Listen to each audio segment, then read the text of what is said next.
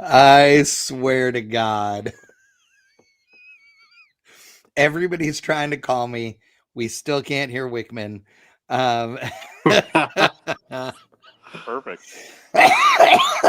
Crosby's in the wrong podcast, like all the things. Holy hell. Let me tell you. Hey, I like it when a plan comes together. It's been one I of can't those be days. blamed. It's not my fault. Wickman is just going to sit here and go, hello?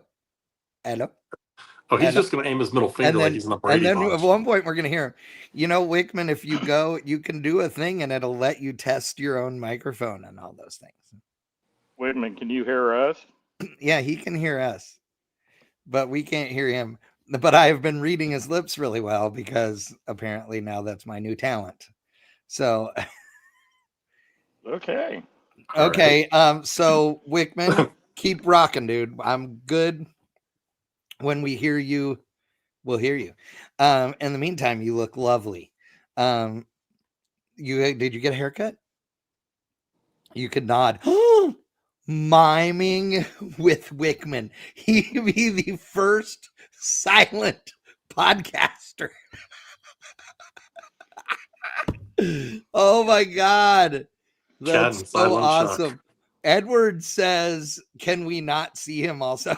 Dude, I think that. Yeah, exactly. I think that's the perfect response right there. So before I forget, and before we get into the escapades of McTaggart, who is not anywhere near where he always is, I want to let everybody know that American Powertrain, who's in the bottom corner under we'll call it the American Powertrain Square, which today or right now is Crosby Square. Bacon Shift is on.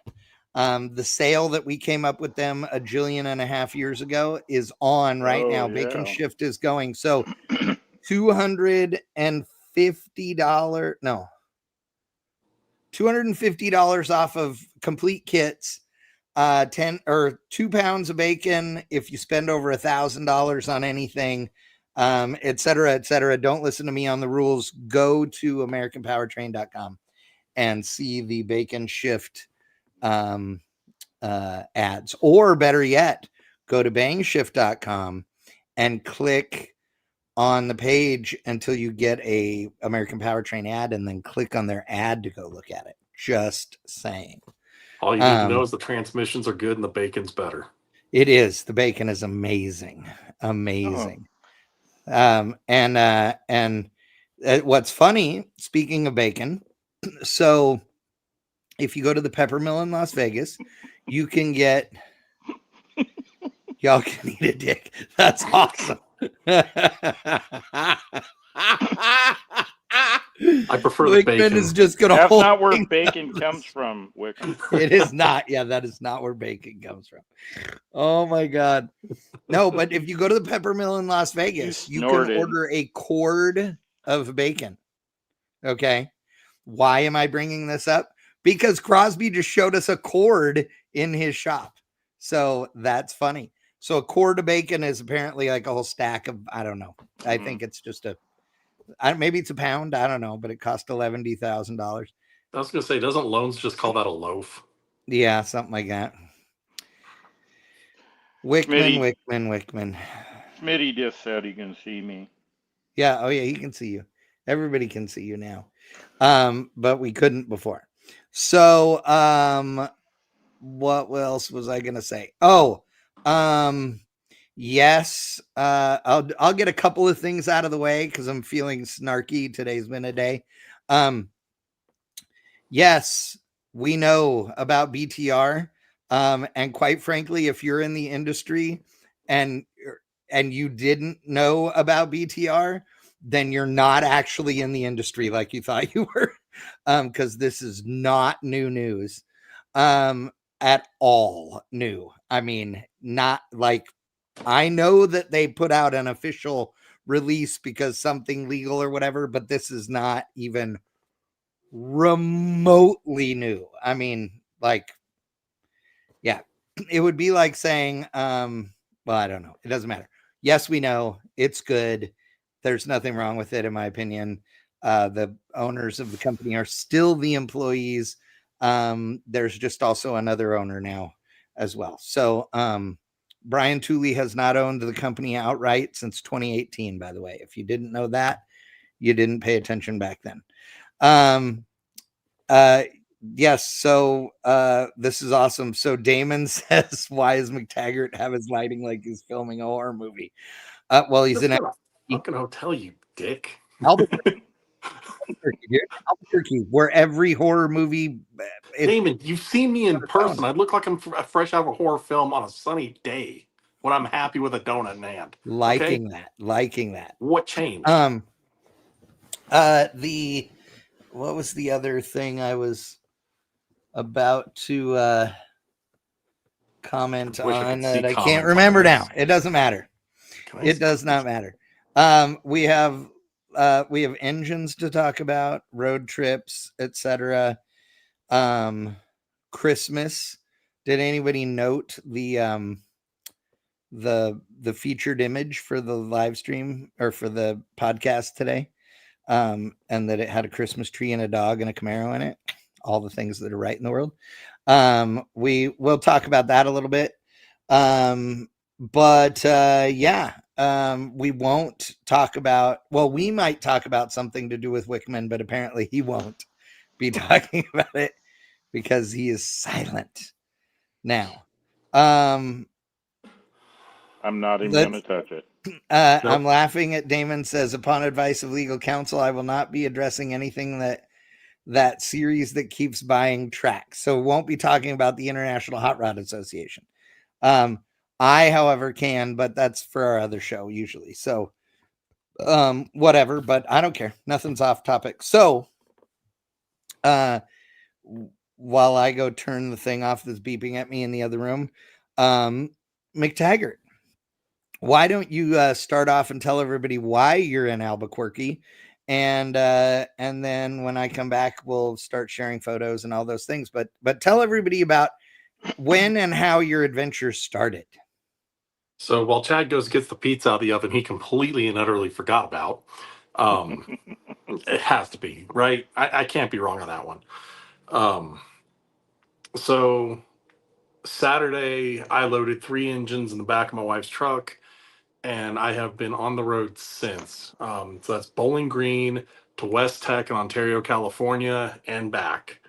So I'm currently on the back portion. You Currently were in in my Albuquerque. neighborhood and you didn't call? Little focused on unloading engines and trying to get the hell out. Well, fine. Sorry, that's on me. I'll take the brunt on that, but it was literally like pull in, get these engines unloaded. So we took the Hemi that's going in the Charger, along with at least 3 big boxes worth of parts that currently are listed for it. There's more on the way. The 360 that originally powered the Charger, and the 4.2 Windsor that came out of the 80 Mustang, my wife's car. Oh, cool. So that 4.2 is going to live at West Tech from now on. Live being a big, well, it's a statement. Basically, our friend Evan bought West Tech. If you didn't know that, Evan Perkins, former Hot Rod editor, former Holly editor, former Hemmings editor. Basically, he's been my boss for the last few years until he bought West Tech outright. To get him going, I'm giving him the 4.2 because, frankly, if anybody has a reason to play with a block like that, it's him. And the challenge is see what you can make out of it. Have fun with it. I don't want it back. Hello? We can hear you. Did he speak? Yay! You pushed the right button. Who fixed it, honey? Tell him who fixed No. it. My wife and I fixed it together. Wow. Oh my God, Amanda, you're awesome. So It Amanda wasn't- came in, Crap, my helped wife out and I the special fixed it kid. together. Hey, dude, you know It wasn't when on. you There was do a default something, setting. you're He's going to supposed to mute it say again it and was then your just flip wife us off for the and rest you. of the show. When she does something, you have to give her all the credit. You Whose slacker. default was that was that? awesome. Hello. I haven't opened this laptop in months. Oh my God, that's so great. No Whose Nut default- November's only 1 month, dude. What up? Whose Yeah. default is No, that? I've been busy working. Yeah. Okay. And I can tell you why I'm not working right now. We don't want to hear it yet. We'll hear it later. But McTaggart is busy talking about engines and Mhm. Yes. West Tech and throwing pizzas on roofs in Albuquerque. Yeah. No. Although it is weird how many billboards they have talking about littering with all the characters from that show. It is really weird. Really? Yeah, like the That's fun. Salamanca twins and Walt and Jesse, like, don't litter in our territory. Really? That's funny. Well, But that's anyways- like Texas that has the "Don't Mess with Texas" program, and yet the But that's at freeways least here a are some of the slogan and dirtiest I've ever seen. Well, that's at least a slogan and at least an original one. You're Yeah, not yeah, I leaning know. on a TV show to go, please don't trash the state that. Never mind. I'll leave that alone with you. Yeah. In any case, so Evan's got the 4.2. The 360 we tore down there because I wanted to know what happened to that engine. That's the Charger's original motor. But should tell be everybody rough- what kind of problems you were having with it. Okay, we're going to start from scratch. All right. No, just give the very quick and dirty it's- on Power Tour. This Well, that's the happened. quick and dirty. Yeah. So Yeah, Power yeah. Tour last year, after the Nashville stop, on the way home, the engine just lost power, like gradually lost power the whole way home. About 5 miles from my house, the gauge read no oil pressure. So we basically just got it home, called it quits. About a week later, I pulled it out of the garage. It still ran. It just wouldn't idle worth a crap. I took it out and tried to purposely put a rod through the block, and the car loved it. Absolutely adored getting its ass kicked. But it wouldn't idle again. So I'm not a builder like Crosby or Chad or any of them. I am what would be considered dangerous. I'm good enough to understand, but I'm not well versed. I'm not building an engine every 2 months or so. In fact, my one engine I built grenaded on the poor guy. I talked to him at SEMA. He still won't shut up about that. So I wanted to basically tear down and have Evan, who does these engine builds, Yeah, look it Evan's a over. And badass. I Yeah, want him to get eyes on it, him and his employees to look at it. We tore that thing down. We didn't find a damn thing wrong except for a loose timing chain, which was probably the original time. No, it probably wasn't. That's probably the second timing chain that engine's ever had. yeah. A But loose that timing was the chain. only mechanical thing you guys found. That's No it. bearing damage, no none of that. We did not pull the crank. Okay. Because But- everything else just basically said this is a well-worn block. Like Yeah, what did you you would pull expect to a find in. but did you pull a cap off a rod or any of that and look at those bearings? No, I did not. Okay. Because at this point, we already tore it so far down, we saw nothing Yeah, else. So we were basically right. just going to put the block into storage. Once I get to the point of building it, it's getting built from the block up. So, Yeah. Did Let me ask you this, were you there? Did you drain the oil out of it? Yeah, perfectly fine. So so it didn't look like a bass boat or anything. No bass boat, no gas Yeah. smell, perfect fluid level, about right for then something. I don't know what was going on with the oil pressure gauge, but I would guess that there's something weird, sensor failure or whatever. But we're boiling it down to two items, which is fuel delivery and ignition. Yeah. Ignition might play a role in that because of the gauge cluster, that whole classic instruments cluster. It may have been a false negative. Yeah. And we did find that the distributor's connector was mangled, but it wasn't destroyed. Like all the connectings were fine. It just looked like the plastic around the weather pack had just been cracked. Oh, okay. I don't know if that would be enough. And that may have been something I did when I pulled the engine. Oh, I got you. Yeah. But also, that is the stock 2-barrel on a 255 wall barrel that has been problematic in the past. So we don't know at this point. The plugs were fine. The coolant that came out of the block was fine. In fact, aside of a little crust around the plug when we opened it up, there was nothing wrong inside. Yeah. Nothing. So well, effectively, hey, it's a 70,000 mile 360 that's ready to be built. Yeah, perfect. Exactly. Did you cut the oil filter open? Yeah, I did that shortly after pulling the engine. There was nothing. Yeah, just weird. Clean, clear. The oil's probably, I don't know, 4,000 miles old about that point. Yeah. I was looking for fuel. I was hoping fuel smell in the oil. That would have been like my trigger. That would be it. Nothing. So yeah. So that's going to sit at West Tech for a bit while we build a plan around that. Well, yeah, can't you build like a 408 or a 410 out of one of those? Yep. 408, 410 is very doable.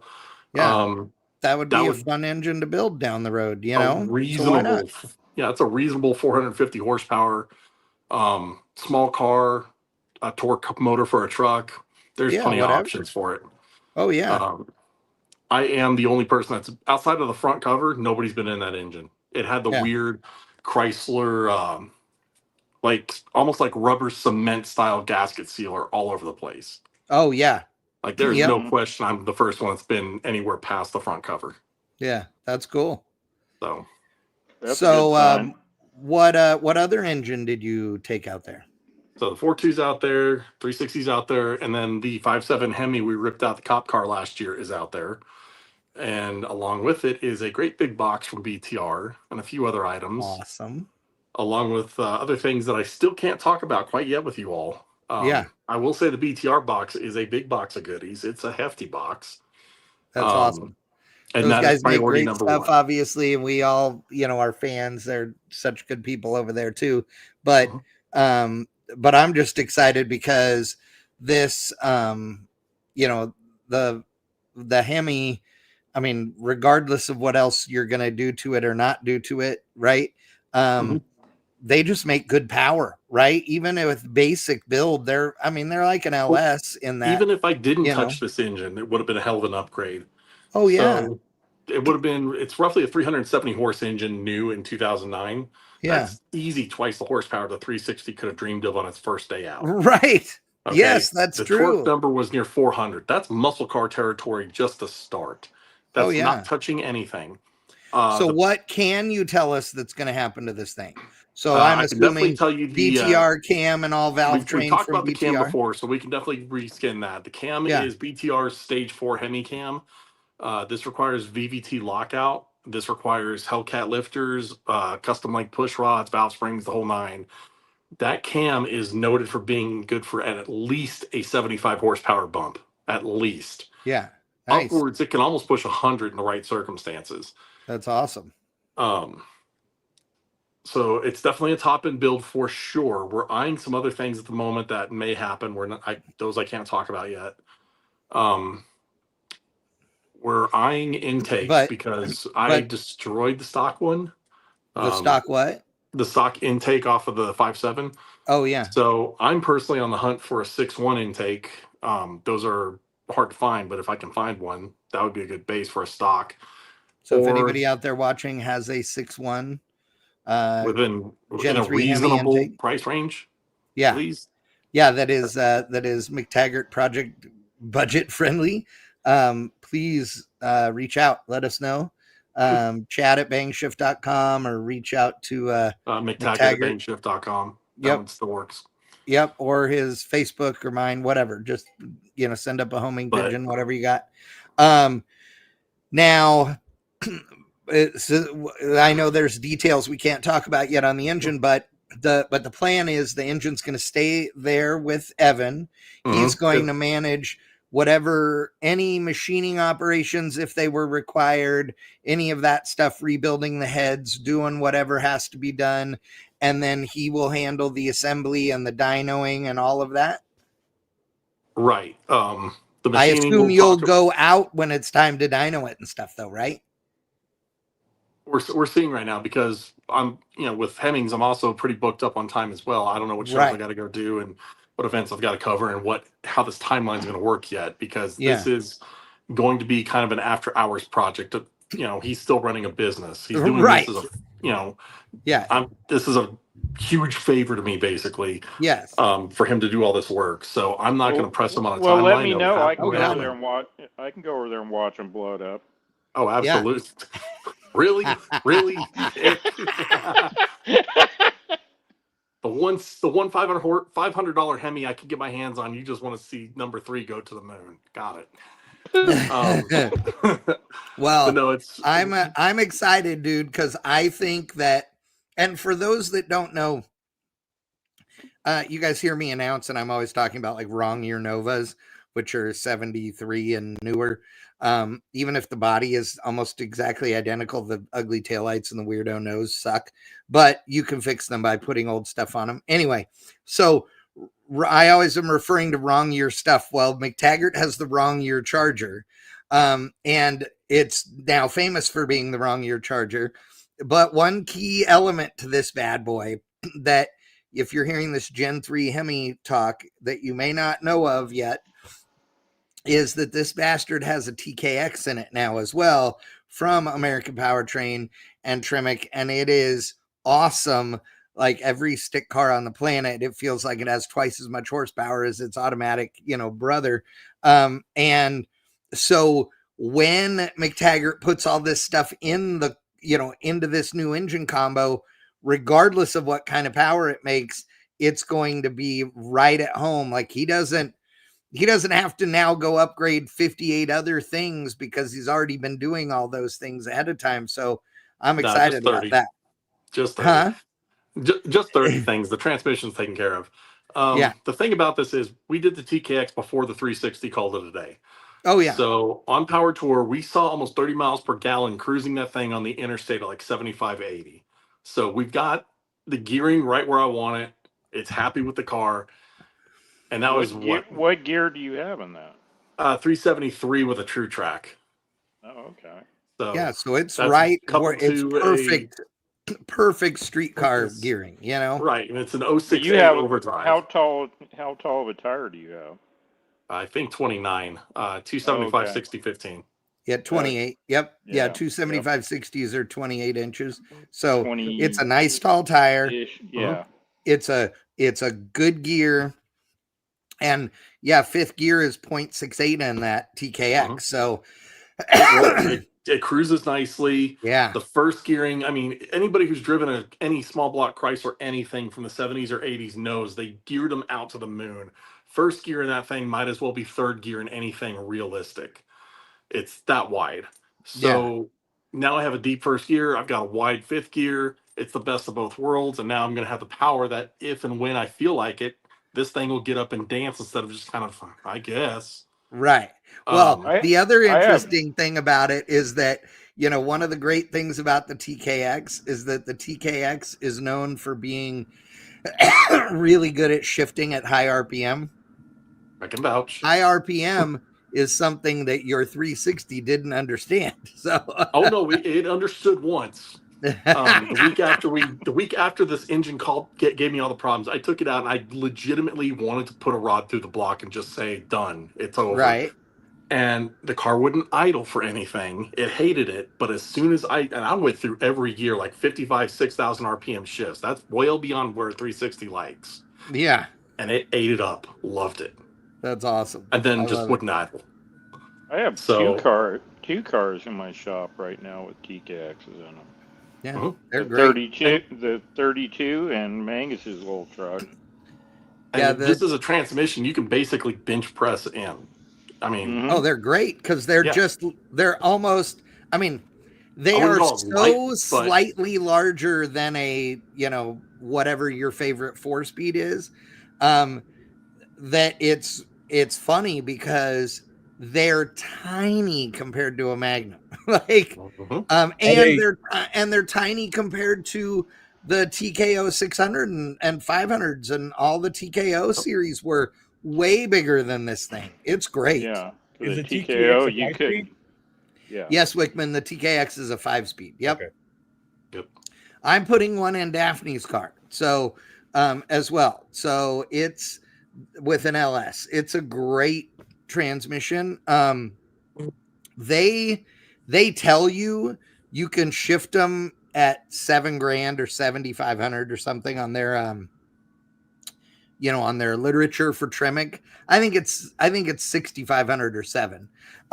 But I know a ton of people that are shifting these things well over $8,000, and that's not the face plated and all that one.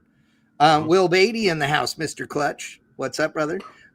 Will says that a TKX is 40 pounds lighter than the Magnum. Yeah, I So, believe it. okay, and he says they rate them at 7,500. Well, I know they'll go at 8,500. So, I have flat foot shifted a 100% as delivered stock TKX in a Camaro with a big block through all first 4 gears, never lifting, and at 8,100, and it was just lovely, shifted like a dream. So but yeah, Will's saying they go to 9. There you go. Yep. I mean, they're awesome. It is one thing people need to understand about the TKX. That is the first transmission that Tremec has ever designed specifically for the aftermarket. So specifically to get swapped into things. Every other transmission they've ever done that we do swap into stuff has been based on some The bulletproof version other of a stock OEM. Yes. So, whatever Tremec was going into some other vehicle is what they used to offer them to us, hence the T56 Magnum and all that. But this one again is the first one specifically designed for swaps, and without American Powertrain giving them constant feedback, as well as all the other swap companies out there that are the ones really in the trenches on this. They all talk to Tremec about what they should be doing, and thank God Tremec was smart enough to listen, because it's really impressive. It really is. And a T56 is an amazing transmission, but But how? and I would use one in certain applications. I've had them but in a man, number of cars. But how many times have you, or how long have you actually been in 6th gear yeah, with a T56? Rarely. yeah. Okay, so that's because, in my opinion, most people don't use them right, or the way, no, I shouldn't say right, don't use them the way I would. So I look at it and I look at this thing and go, Hell yes, see I where can this keep is my going. 456 gears. Exactly. Yeah. That's the way it should be. Right? You take a look at Okay. sixth gear, your final gear in the pattern, and you base your rear gear off of that. Yeah. Find out where you want this thing to cruise at what RPM, and then My dad's Camaro has 557 gears in it. right, perfect candidate With for a 6-speed. with 0.50 overdrive, because his T56 is a Viper based one.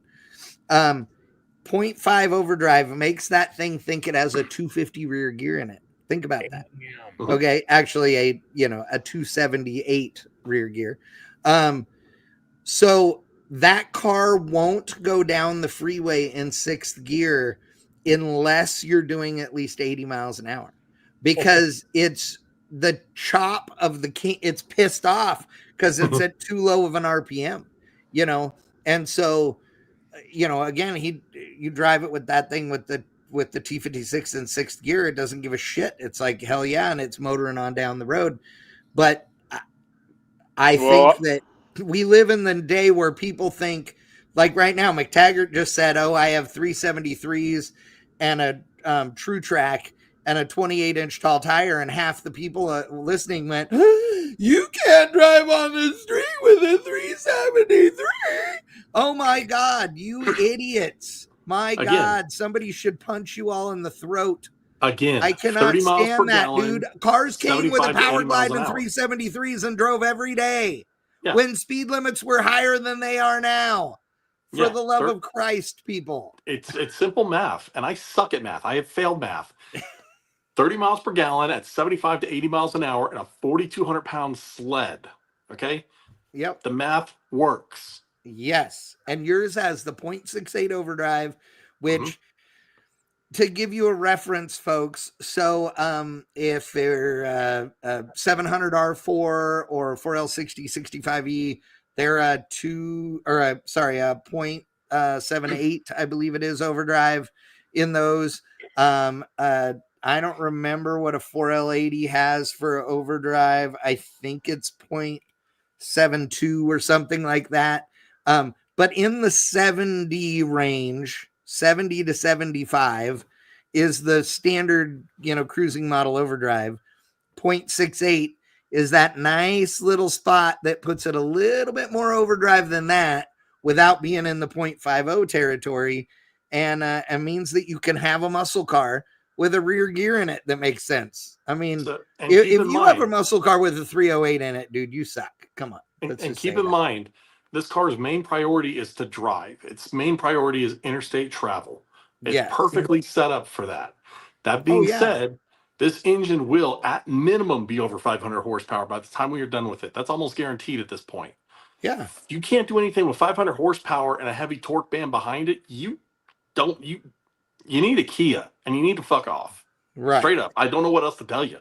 Well, the 32 with a 26-inch tall tire and a TKX and a 350 gear, I was at 2,300 at 80. Yeah. On the power tour and getting 22, 23 miles a gallon. Yeah. In a brick with a toolbox on the back of it. That's true. Yeah. My wife's truck, ruining all the aero with the toolbox that was mounted to the spoiler. Jesus. I mean, my wife's truck. That's a big wicker bill you have there. Is pulling, it can barely pull 20 unloaded. Right. Okay. That's 5.7 Hemi, the 395 horse version, the 8-speed. And that one, I think we put 392s in the back. Yeah. It can't break 20. Star class. My mid-70s sled of a Charger is our economy car right now. How screwed is that? Or at least it was until the engine crapped out. Right. Yeah, obviously Smitty's watching us because he's sending me transmission porn. Oh yeah, he's sending message in the chat too. He said cryo and RAM from American Powertrain are massive improvements to the TKX, and he's not wrong.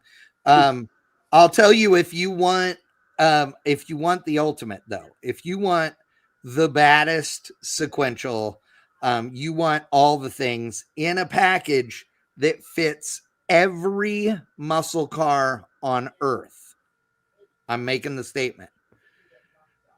you want to go to Fitzner Performance Gearboxes, okay, PPG, their billet sequential available in 5 or 6 speed is unbelievable. And I believe that's the one that Smitty now has in his car, but I'm not sure.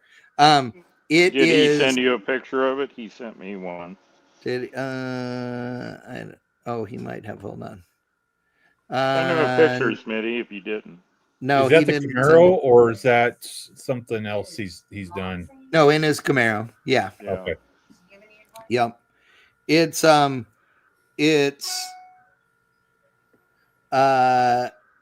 ooh. I know what you're talking about, Smitty. I heard that as well. The PPG transmissions, here's one of the things that I think is awesome about them. And I told Crosby about this the other day, actually. So their unit that looks like a slightly larger TKX, which is a badass, is available with a 6-speed or as a 5-speed combo. And here's what's interesting about the 5-speed option. The 5-speed option is the exact same size in every way of the transmission. Yeah, but 5th gear, instead of being a normal, 1-inch gear or whatever, is a 2-inch wide gear. Huge, big, strong, not a weak little overdrive gear. Big, strong gear for guys that are doing big power in high gear for a long time. That's an amazing deal. So you could get one with a 2-inch wide 5th gear, variety of options on sizes and everything. One of the coolest things that PPG has on their they have external oiling capabilities too, don't they? Yes, they have external, so you can do coolers. But here's the cooler thing than that, no pun intended. They have a sensor in the bottom of the transmission called a debris sensor. Okay, this sensor, when ferrous metal, it's magnetic. When ferrous metal gets onto it, it completes a circuit, and it can send a warning to your your engine management system. You just put a light on the dash that says chunks in trans. Yes. Okay. So how rad is that? Like, that's an amazingly cool deal. And he said they're not cheap. They're a $400 sensor. Okay. But he said it's worth it. When does the sensor? It's like what we call a chips transducer in helicopters, which is the same thing. You plug it into the bottom of the gearbox, it lights up because, if you break a transmission on the ground, that's a bad day. If you break a transmission in the air, that might be the end of your days. So it's the same setup, and I've seen that work beautifully. Well, and I would guess that is the sensor they're using, right? Which would make sense then why it's $400 if it's a very limited, if it's an aerospace component. Yep. In Mick Taggart's previous world, the big sign that said FOD on it would come into play there. Right. No, that's not FOD. That is a pilot screaming to God. Oh, there you are. I am. I'm gonna post up the photos here of what are you doing? The transmission. What the? Are you having issues? I'm just curious on that sensor that's at the bottom of the gearbox. Is that is a certain amount of debris that gets on it before it triggers a signal, or but I got the impression it was a small amount, like it won't be set off by the chrome won't set it off, right? Like sludge isn't gonna do it. I mean, unless it was real bad, grinding something up. It has to be, because I don't think, if I'm not mistaken, chrome isn't magnetic, is it? Because it's nickel. Because it's high nickel. Yeah, it should. I don't know. That's a good point. Neil Sabo in the house.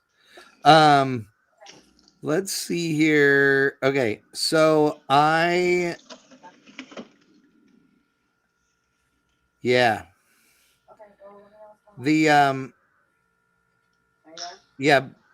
so Smitty has the PPG billet inline 6 or PPG billet inline 6-speed, so sequential.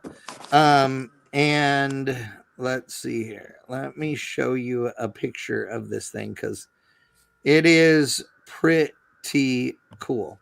They are very sexy, and I had the porn. Yes, not very tranny, much not tranny porn. Is transmission. And there porn. it is. Whatever. I don't even care. You can call it whatever you want. It's awesome. So the funny thing is, I just recently announced at or is Smitty GTR Festival, and sending the favorite pictures of his favorite tranny. Exactly.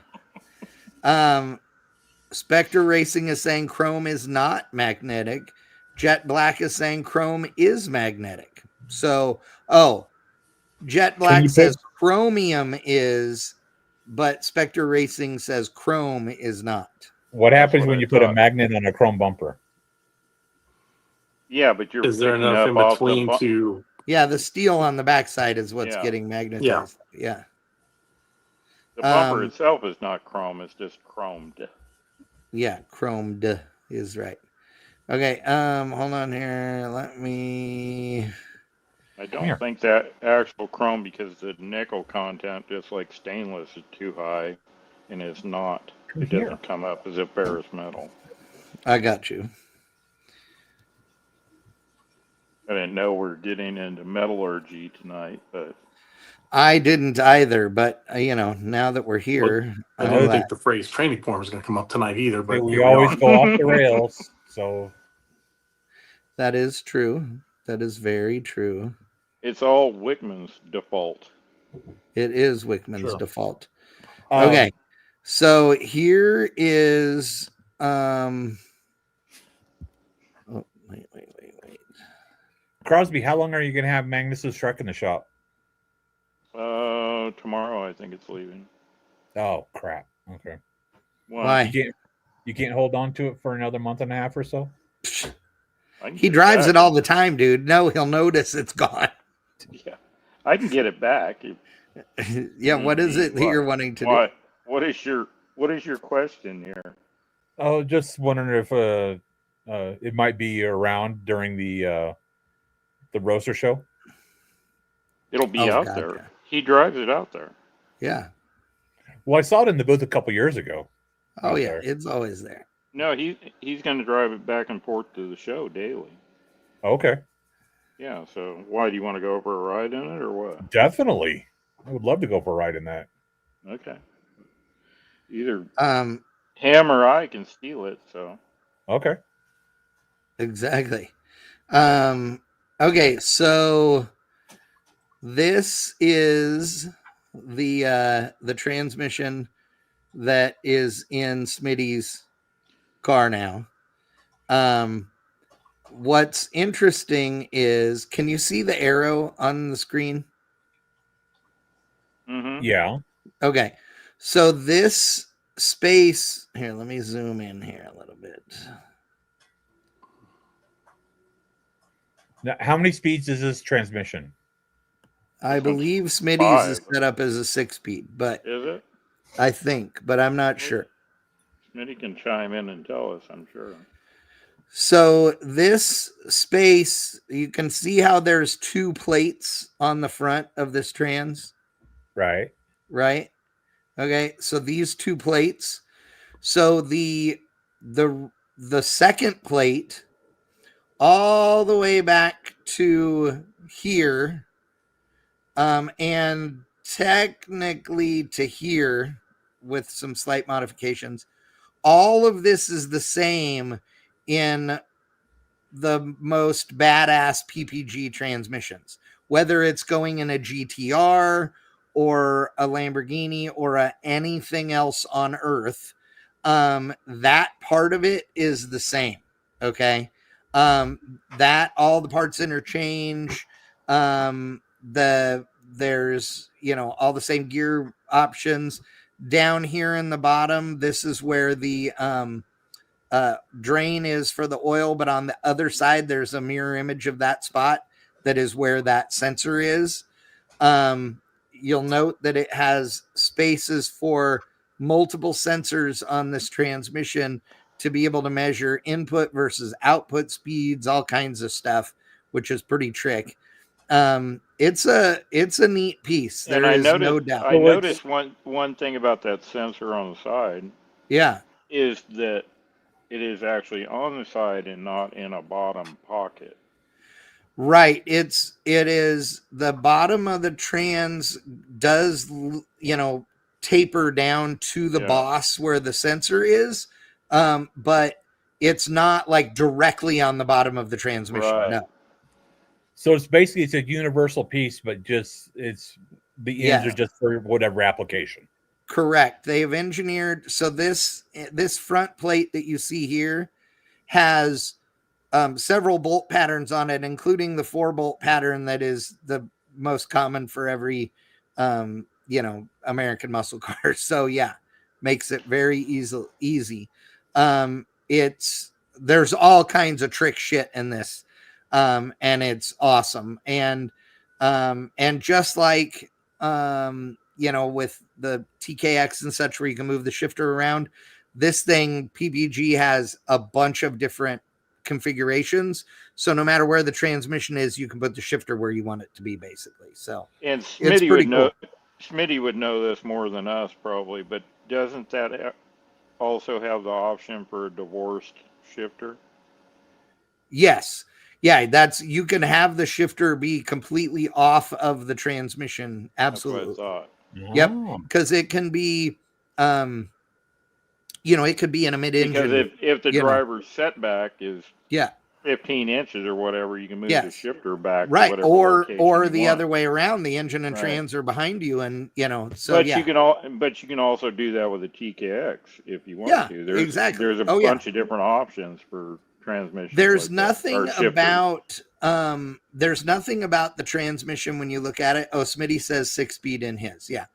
There's nothing about the transmission when you look at it that is weird.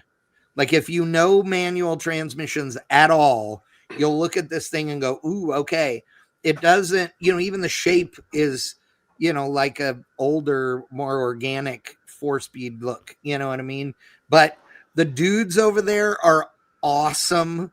You know, back to the TKX.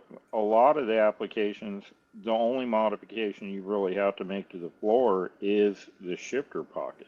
Yes, absolutely. So it makes it a lot simpler. Where at T56, you're sawing the top off the tunnel to get the transmission in there.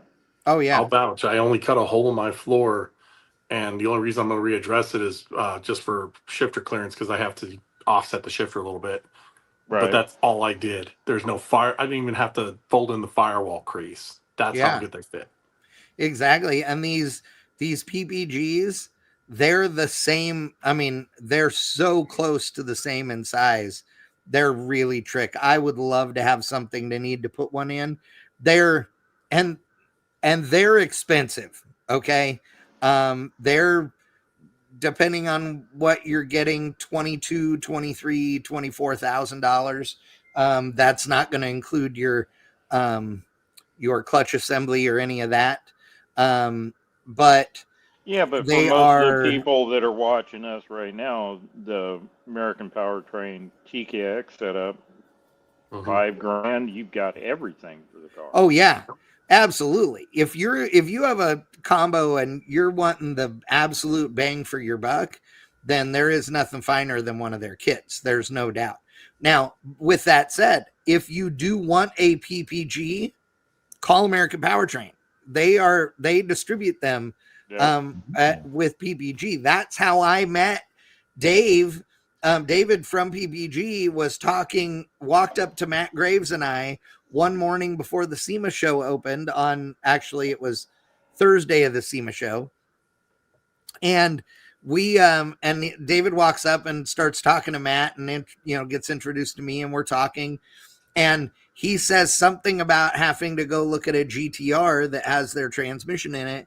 And I said, "Oh, I'm gonna be announcing GTR Festival in 2 weeks at home in Dallas." And he goes, "That's my event. We're the title sponsor." And so it was hilarious. And then we end up talking and being at the race. And again, GTR Festival was awesome. It was so much fun.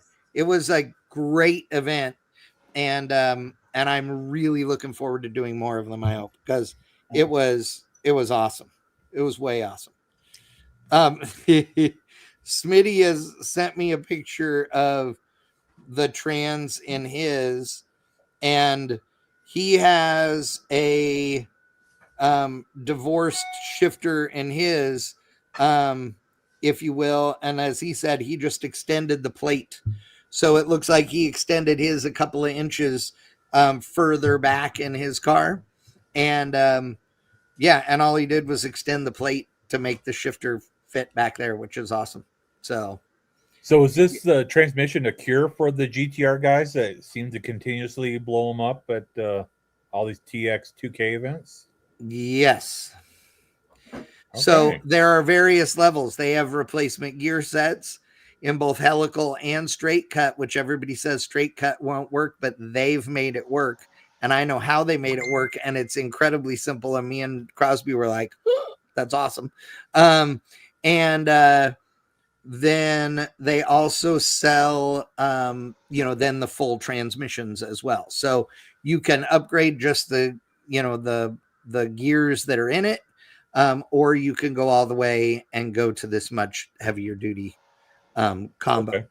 But and as Jet Black says, they can break some other component now. It's so I didn't know. Like, I could identify a GTR and like the different, like an R32 versus 33, 34, 35. But I didn't know enough about them to know like the underneath differences, because I never paid attention to some of this on the one that I've ever worked on that wasn't actually still in a GTR. But they use the piddly ass tiniest shit you've ever seen. Oh, the drive shaft for the front end of this piece is, I'm not kidding you, the steering shaft on my OBS Suburban is bigger than the drive shaft on a GTR. Yep. Okay. The Mighty Car Mods did a teardown on an R32. Yeah. And was watching the components being taken out, and I looked at that front drive line, and I was just like, what? Like, how did that? It's not very long, so that's one reason. Insert your jokes here. But it is unbelievable how weak certain parts are in them, or how little certain parts are in them. You also have to remember too, most of these cars, I'm basically going to accept out the upper end 34s and 35s. They were built to the Japanese gentleman's agreement where everybody claimed 276 horsepower.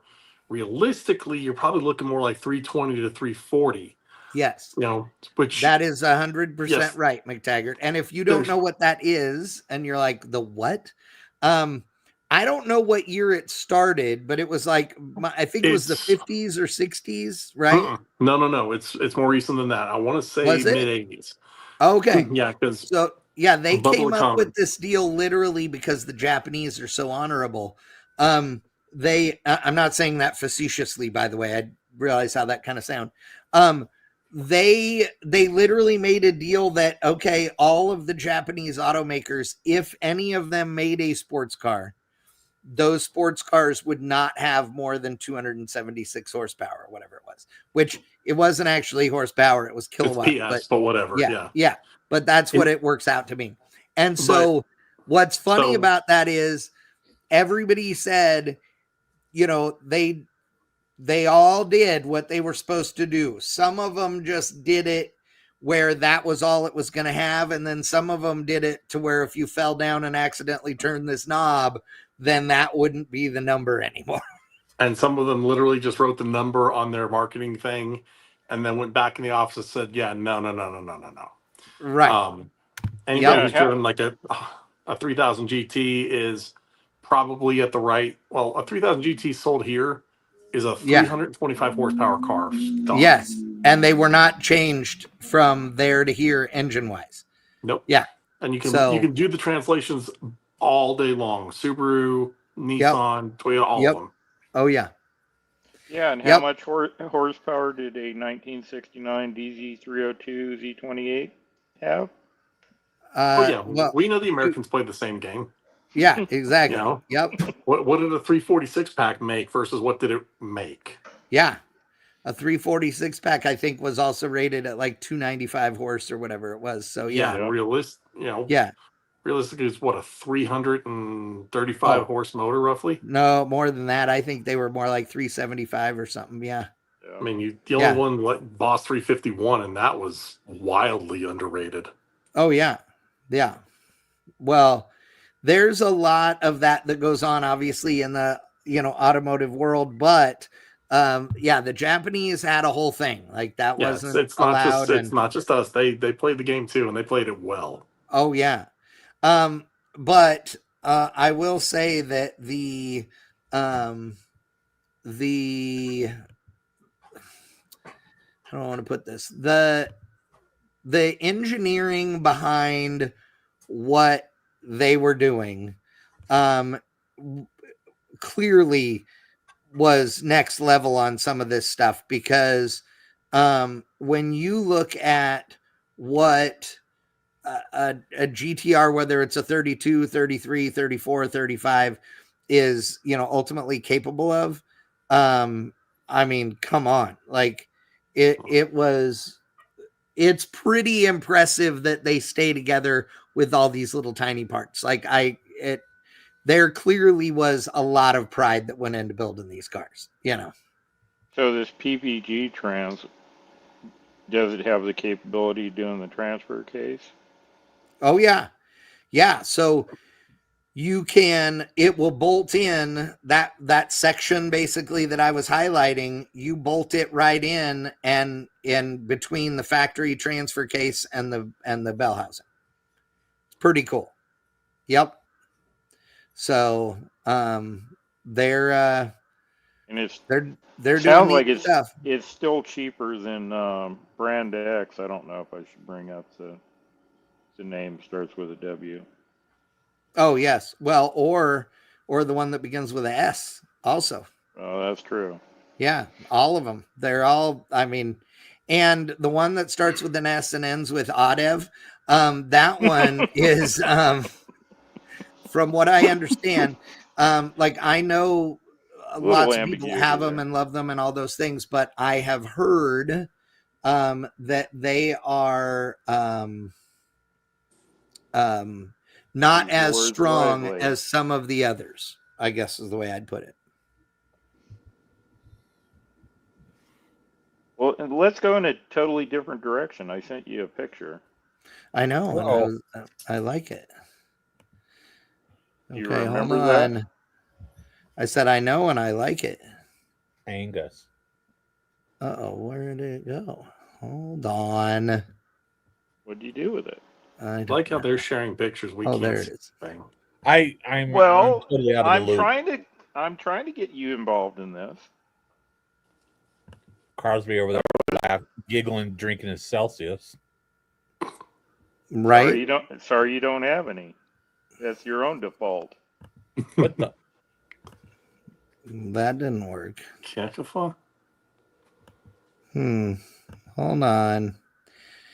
Hold on. You got a default problem here. Is this more mini truck porn? This is not a freaking mini truck. No, it's not a mini truck. Knowing you guys, I have to ask. It's an OBS. Okay, it's sport truck. You finally found a real size, Oh, shut up. You wanted me here. This is what I do. And you're good at it. We give you credit all the time. We do. Yeah. Still one of my favorite paint jobs on a truck. It's good. I have to say that was not one of my favorite photo shoots with my buddy Brian McCormick. November, freezing freaking cold, 11-second on film shot, 35 millimeter. Was that wow. the? I know it's Brian McCormick, but what kind of relationship did you and Brian have? Was it? I've heard Brian could be different people in relationships. He's actually a super nice guy, very, very intelligent. Yeah, that's the Brian I know. Yeah. He just doesn't put up with bullshit. Yeah. I don't know any other way to say it. Stillwell Right. thought the sun rose and set in him. So, I mean, the guy is a phenomenal photographer, a great fisherman, ironically, and raises pigeons. That's funny. I didn't find out for years, but. And so that was the February of 1998. So it was actually came out in, I guess it would have been December, right? Yep. They had like a 3 to 5 month. Yeah, 2 to yeah. But when was the shoot? This would have been in November of the previous year. Yeah. And everybody goes, you can't have a black truck on the cover of a magazine. Well, this proves them wrong. And everybody goes, well, it's good because it's got purple flames. Then why is it a 3/4 shot from the rear? Yeah, but that is not why we're looking at the picture of this truck. Okay. This truck is currently for sale. Really? What? Buck Bland owns it. He bought it back. He brought it down. I did a little bit of work on it. It is as good, if not better. 34,000 original mile OBS. Wow. And what's he asking for it?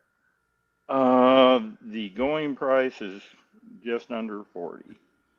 Really? Ooh.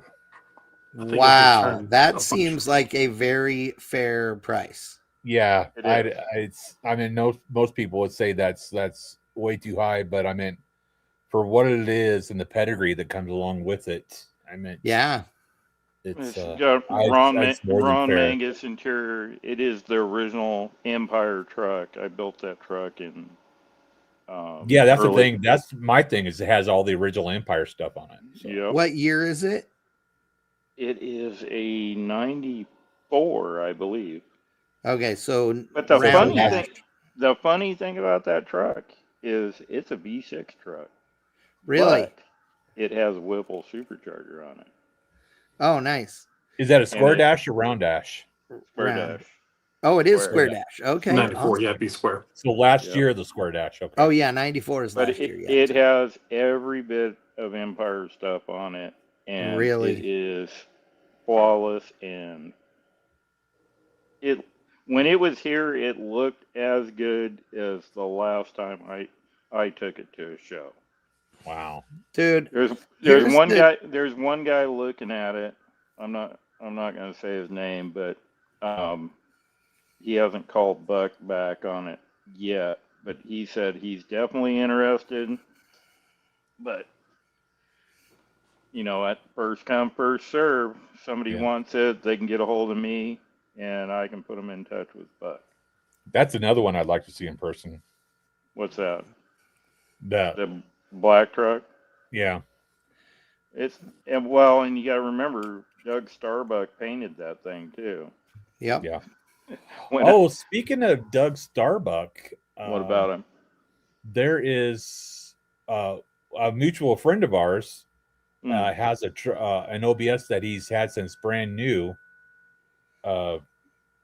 He's here in Colorado, but Starbuck painted the truck back in 90. Oh, Todd's truck. Yeah, Todd's truck. And I guess he's trying to get Starbuck to repaint it. Doug doesn't currently have a shop. He's doing most of the work out of his house. Okay, maybe that's why. And he's working out of another shop over here in Rancho. Okay. So because he's been unsuccessfully trying to retire for a while, right? very unsuccessfully, because yeah, that's what I thought. I'm going to make him paint a bike here pretty quick, so I'm trying to get an invite to a certain show in Japan, so I'm building a new bike. Yeah, which will be cool. Yeah, Yokohama I'm going. Yeah, I'm trying to. Oh, I would love to go to Yokohama for the show. Yep.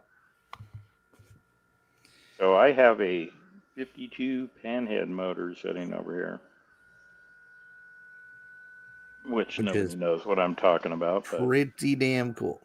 Mm-hmm. Oh yeah. But anyway, that truck's for sale. He also has a C10 for sale, but I don't have any pictures of that to share. Unfortunately, Buck is not feeling well. Oh. Yeah, and I won't share all the information, but he just doesn't want to leave Patsy with a whole bunch of stuff to deal with if, in fact, something did happen. Right. I talked to him earlier today, and he picked up the phone right away. So I'm hoping and praying that he does well. Yeah, exactly.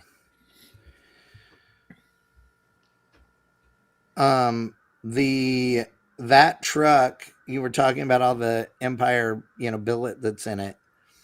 I am so disappointed in the fact that you cannot find all the OBS billet anymore. Nobody is making all of it. Like, there are a couple of companies that are half-assed doing it, but it's not the same. Right. The guy that used to machine all the stuff for Buck is still making the parts. Under what? I can find out and share that with you. Please do. I'd be interested because nobody has all of the. He has all the original designs and programs. Oh, yeah, because there are people selling billet that is sheet metal and some other stuff. It is not the same, dude. Yeah, that stuff floating around now is just garbage. Yeah, or it's not finished. They're selling it to you, with a machined finish. Yeah, but what they don't understand is a machined finish in 1996 and a machined finish today are not the same thing. And I know I sound like an old man, but the machine finish on billet aluminum parts back then, they machined them perfectly and then gave them a pattern with the machine. Not, we didn't do any deburring or anything else after machining them. So a bunch of the stuff just looks like crap. The edges are sharp, not how they're supposed to be. Like, it's just a lot of it's junk. Well, the brush surface that we did in Empire was actually through a machine called a time saver. So it basically is a big flat sander. You send the material through, right, and it gives it a brushed face. Yeah, it gives it that grain all in one direction.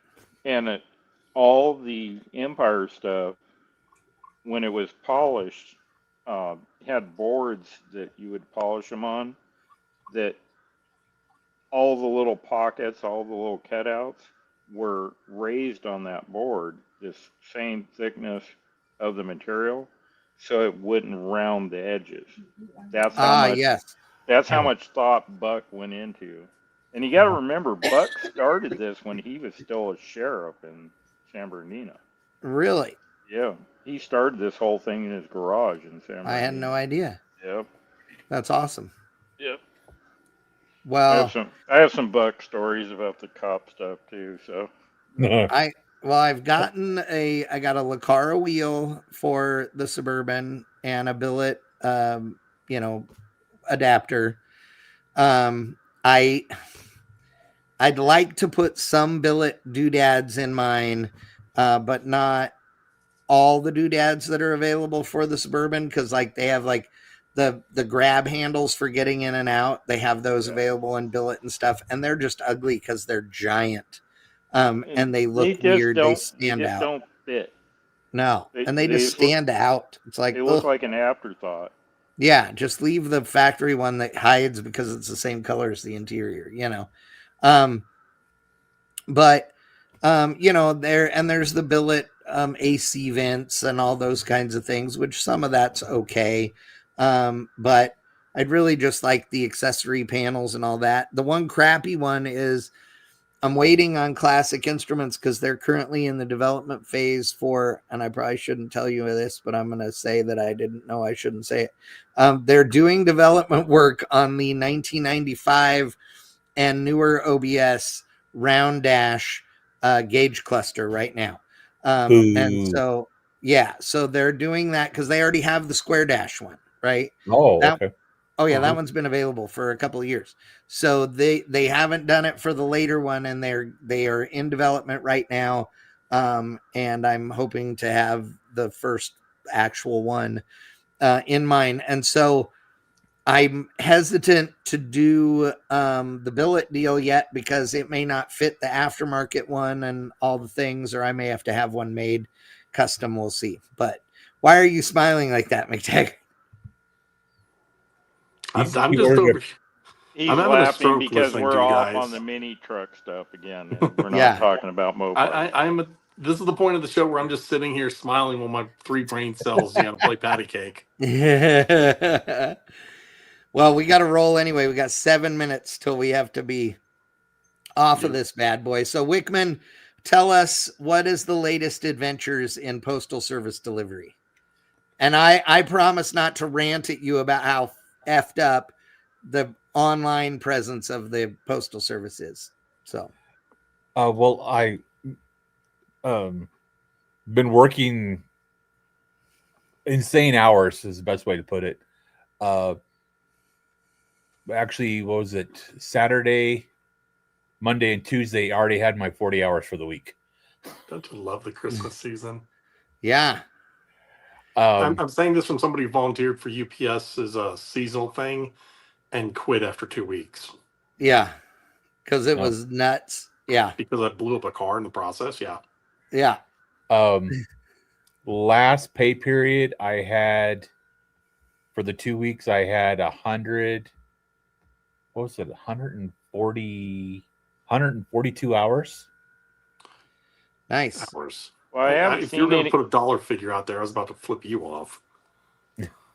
I haven't seen any pictures of a crashed postal Jeep or anything with mail all over the place. So that almost did happen today. We got hit with our first.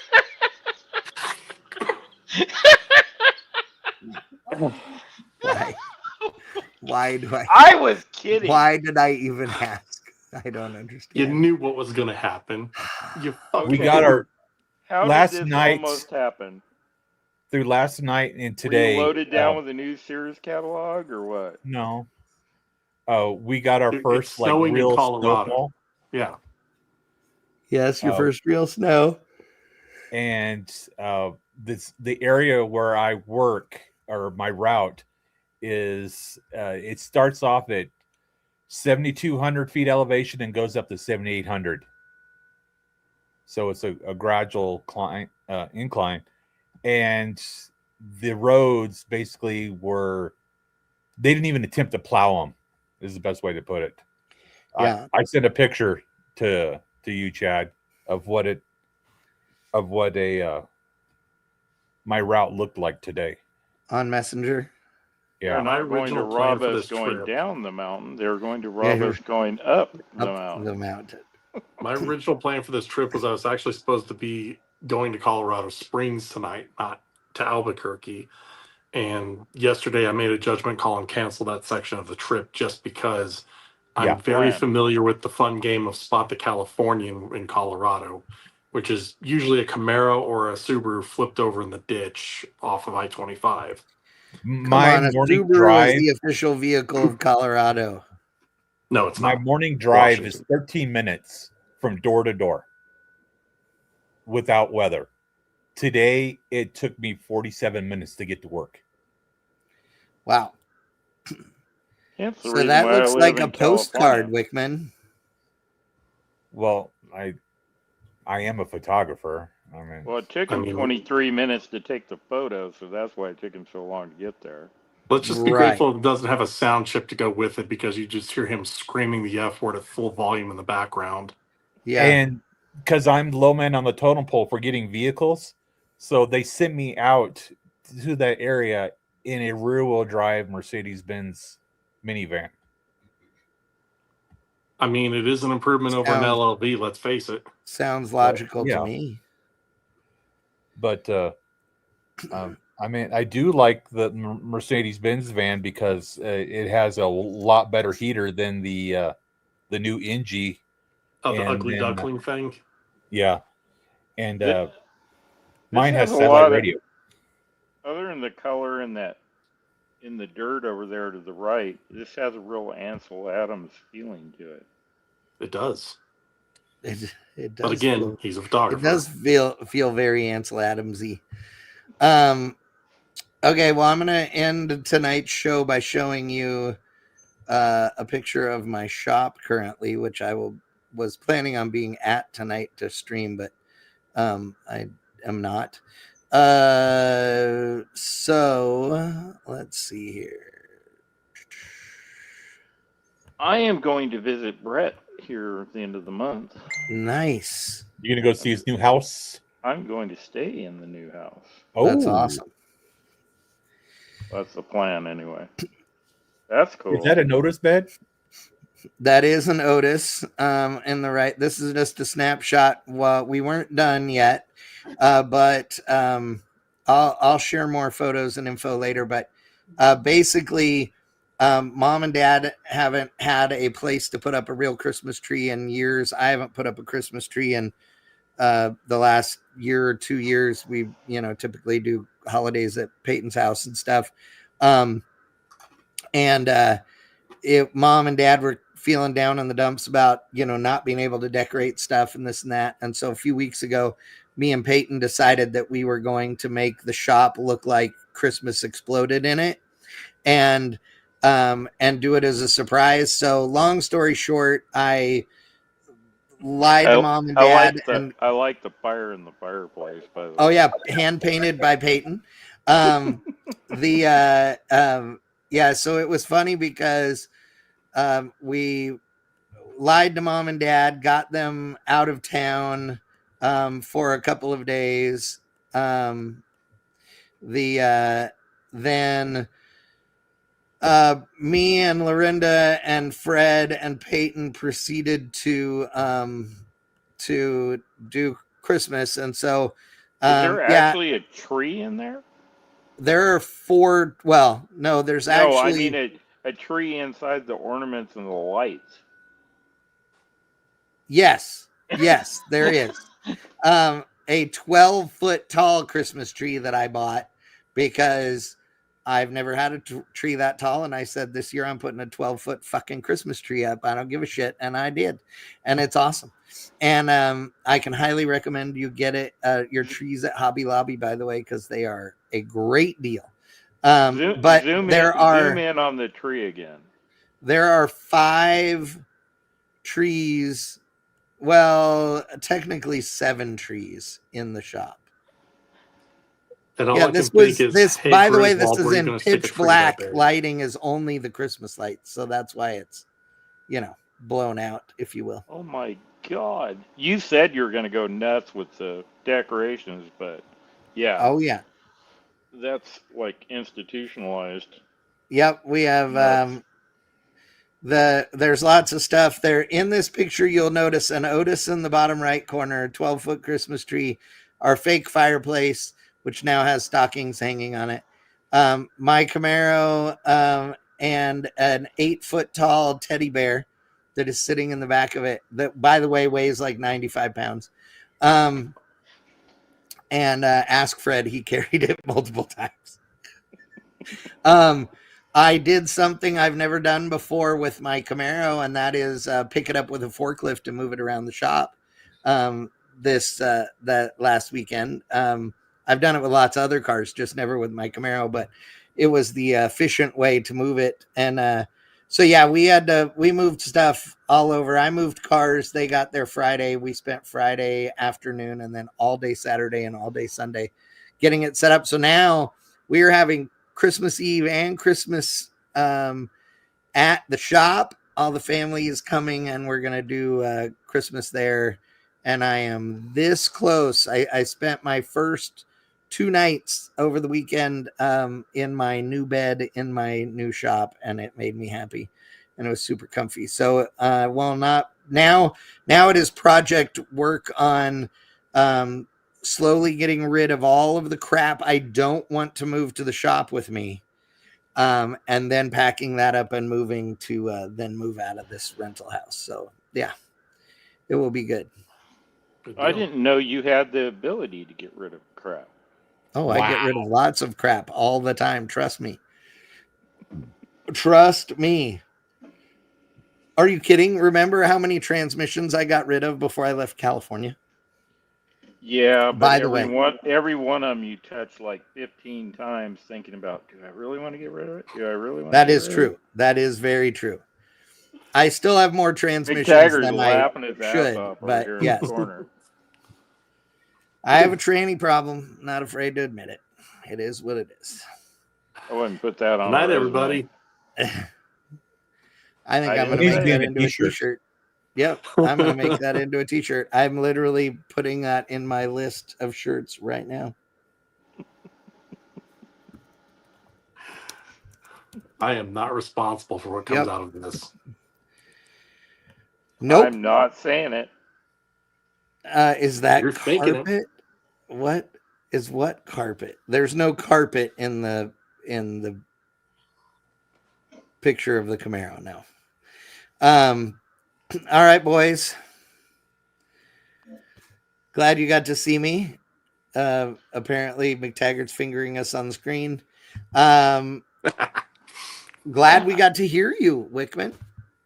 Yeah. Thanks, Amanda, for fixing Charles' microphone. Train time. Hey, awesome. Can we have you turn it off when we want you to? No, I can do that. Watch. Ready? Click. I can turn his mic off. I think it's more fun when Amanda does it, though. I know it is more fun when Amanda does, except I want Amanda to have a big button. Just all of a sudden there's this big mute. I want her to have a button that we get to send her messages and tell him to mute him, and he doesn't know it. Okay, for you two on top. I know Crosby's going to be there, but you need to make up your mind about the end of January. Are you going or not going? I'm going for sure. So you are going. Oh, okay. 100%. I'll be there for work. Is it just you? That I don't know yet. I don't know that part yet. All right. Because we're going to be doing some stuff over the weekend, buying things and reserving things. Oh, I got you. Okay. So, that's why you wanted to talk to me. Yeah. I'm presuming the 4-letter thing in January. Yes. Yeah. And Amanda is coming also. Okay. Yeah. I'll follow up and see if they want me there. I'll let you guys know. Okay. Cool. Definitely. Well, you're coming to MPMC as well, right? It's a long trip for me to go out there. I don't know yet. I'll have to get back. Okay. Yeah, I don't see any reason why they wouldn't at this point. But if you're just joining us and you're like, how in the hell are these 4 idiots having 3 separate conversations at one time while still live? It's a gift. Crosby, we can meet at King Taco. That's like halfway. Ooh, King Taco. Okay. King Taco's I'm halfway. Going. King Taco is around the corner from his shop. I have to drive under the overpass farther than it is to King Taco walking there. Yes, exactly. I miss King Taco. I literally had a conversation about pineapple tamales the other night because of King Taco. I have never actually walked into King Taco. What? Nope. I have King Taco quite often, but I don't go there. I order it Uber Eats. Oh, nice. It is such a shit show to get into that place. That is true. It's a whole experience, but yeah, it's not a. It's. Every time I go by there, there's a line out the door. I'm like, no. When the security guard is standing there with a hand on the gun, just waiting for someone to do something. Okay, but here's the funny part about that. The security guard is there doing that. Yeah, the security guard is there doing that at King Taco. That King Taco by Crosby's shop is arguably the best neighborhood King Taco on earth. Yeah. That's It why is the everyone goes one there. that needs security the least. Yes. God, that is too good. I used to leave Crosby's shop and I would call Daphne and go, okay, what do you want me to pick up? Because she would send a message and go, tell Crosby good night because I'm hungry. And I would go, okay, good night, Crosby. Daphne is hungry. And I would walk out and get in the truck and off I would go. Well, I'd be on the phone with her. I go, what do you want? And it wasn't all the time, but there were lots of times that it was King Taco. And I already knew everybody's order and all of the thing. And I would go in there and wait in line where you would see 90% normal people, okay, in King Taco. Very little English being spoken because it's good food. But then the 10%, I mean, like, so depends on also when you were going. If it was a weeknight, it was not a big deal. But if it was Friday or Saturday night, whoa, hot rod. You could see any number of strange people there. Never like where you were like, oh, this is weird or freaked out or, you know what I mean? Not like it was scary, but entertaining weirdos. Yeah. That's how I would say it. So if you fly in Thursday, we're flying in Thursday. Okay. So we'll plan on, if you're there Thursday. I'm not Thursday flying night. in Thursday because I will have already been there for like 6 days by the time you get there. Do they put the conference back in California? Yes. Yeah, it's in Anaheim this year. Okay. Yeah. All right. So yes, I'll already be there. So okay, so we'll plan on Thursday night at King Taco then. Okay. Sounds so good. Do I need to put up the sensors when you guys are close to my abode? Yes, exactly. I'm gonna just walk in like they're here. Good luck. I'll just get there early and look at you through the peephole, and then I got a ring camera. I don't even have to get up out of my seat to see. I know. Tell me that. So you're telling me that you're not using the peephole anymore? Oh no, it's still there. I can see that it's still there. I just didn't know if you were using it or not. The peephole's great. The peephole's great, but if he's got a ring camera, that means there's a lot of fun that can be The little black dot on the garage door in Crosby's back there is the peephole. Well, it's the cover for the peephole, I should say. So I'm gonna get one of those mechanical hands and take the ring camera off the door, then like move it up like 5 feet. Good luck. It's about 1.5 feet from the top of the building, so what's it doing way up there? Get a long. It's already way up there. It's been up there for years now. Yep. Oh, okay. Great. So it's going to be a very awkward position to show cheeks at the ring camera. Got it. Yeah. Yep. Yeah. You're gonna have to really bend over. We can zoom in though. Okay. I don't want to zoom in. Don't you dare make me zoom in. Oh my God. We'll post that up as McTaggart's new. Sean says we might need to do Taco Thursday or something at Crosby's shop instead of either my shop or Jay's shop. He hasn't done one true. for a while. Yeah, Jay's is good, and it's right around the corner. So yeah, we'll figure something out when we get closer. Yeah. All right. So thank you everybody that joined us tonight. I appreciate it. McT, be careful driving home tomorrow. You're driving all the way tomorrow, right? From there? No, to Tulsa. Oh, really? Oh, yeah. okay. I'm breaking it up in steps. There's no need to just marathon this. Yeah. I also don't know what the condition is in Oklahoma. That's true. Well, tomorrow in the morning it's supposed to be meh, but then after that it should clear up. So supposedly there is a great taco shop in Tecumseh, Oklahoma, called Taco Boy. Really? Yes, I've been there. I'm just driving, dude. I've been living on liquid death and an occasional candy bar. Oh, shit. Nice. Breakfast of champions. Exactly. All right. Oh yeah. If Sean says also, he says I'll make tacos at Crosby's, and he says, and you can flash all the streetlights too. The streetlights trick is so funny because people are so blown away by it, and it's the simplest thing ever. But it's because people don't know how their streetlights work. It's True. funny when you're drunk, though. Oh, I agree. Have I ever not laughed about it and goofed off with it? No. It's So great we're going to fun. be standing in the parking lot with flashlights or something? Mm-hmm. Yes, that's exactly right. Did Sean tell you about his new toy? No. Which one? Did Is it a Sean light tell- or the motorcycle? Chad, I think you're seconds Or away from Locomino. breaking it. Yeah, we're gonna go Yeah, dead here in a second. Are we? Why? because you're seconds away from hitting the mark. So What mark? good night, everybody. That one up there. Yeah, the big red. Yeah. The red box. Oh, the hour and a that says- half. Yes. Oh, Right. Yep. too late. We already went over. No, we're good. All right. Good night, all. Thank you so All right. much. Yep. Have a lovely See y'all. trip. We'll do another one 4 days before Christmas. Sounds good. All right. Cool. See ya. I'll be working. Yeah, I know you will be. Somebody's Yeah. got to do it. Yeah. See ya. See y'all. See ya. Late.